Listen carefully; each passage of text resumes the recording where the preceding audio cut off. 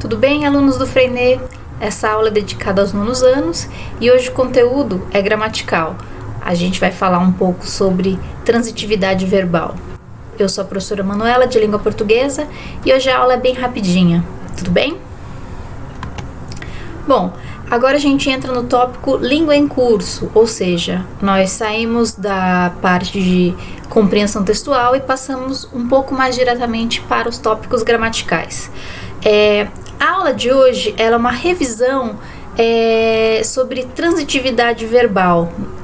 Vocês podem conferir na página 19, tem uma rememoração no tópico revisite, que ela é necessária para a gente abordar na aula seguinte a regência verbal e depois a regência nominal, tá? Ou seja, vocês já viram esse conteúdo nas séries anteriores. Bom, a transitividade verbal, o que ela é? Ela é o estudo da relação do verbo com os complementos, ou seja, a gente vai ter o sujeito, o verbo, e depois disso a gente vai ter nada depois do verbo, ou a gente vai ter objeto direto, indireto, ou os dois combinados de maneira mista.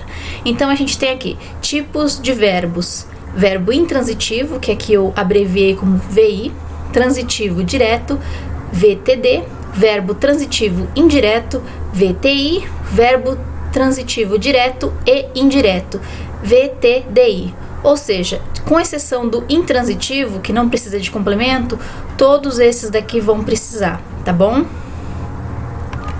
Bom, primeiro deles, verbo intransitivo. Qual que é a estrutura dele? Verbo menos complemento, ou seja, é o verbo sem complemento, verbo sozinho, tudo bem? Então aqui a gente tem um exemplo: pai e filho caminham. Pai e filho, sujeito composto, caminham, ponto final, o verbo está sozinho, não precisa de nada depois dele. Depois a gente tem agora os verbos transitivos, tá? O primeiro é o transitivo direto. A estrutura é verbo mais um complemento, tá? Ou seja, é um verbo com complemento, mas nesse caso é um complemento direto, sem preposição. Por exemplo, Mauro, sujeito, narra, verbo, as ações. As ações é o complemento do verbo narrar. Entre narrar e ações, os objetos, o objeto tem só o artigo as, então depois do narra tem objeto direto, tá bom? Sem preposição. Próximo caso, verbo transitivo indireto. A gente tem um verbo com um complemento também, só que aqui esse complemento tem que ter uma preposição depois do verbo, tá? Por exemplo, Mauro olha para seu pai. Mauro sujeito, olha verbo, para é uma preposição, ou seja, entre o verbo e o objeto nós temos a preposição que torna a relação entre elas indireta. Tem algo entre elas, a relação não é direta, tá bom?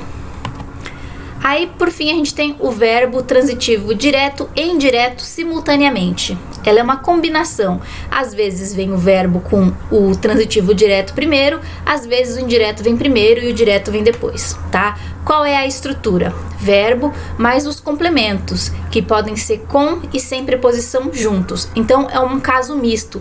É a combinação dos outros dois casos transitivos anteriores. Por exemplo, esses são todos exemplos da apostila, tá, gente? Túnel dá acesso às arquibancadas. Dá é o verbo. Entre o dá e o acesso não tem nada, então o objeto é direto, acesso é um substantivo, tá? Aí agora, entre o dá e as arquibancadas, a gente tem uma preposição, o as.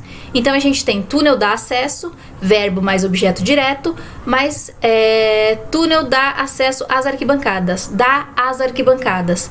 Entre o dá e arquibancadas, que é o complemento, a gente tem o as, que é a preposição mais o artigo. Vocês lembram, né?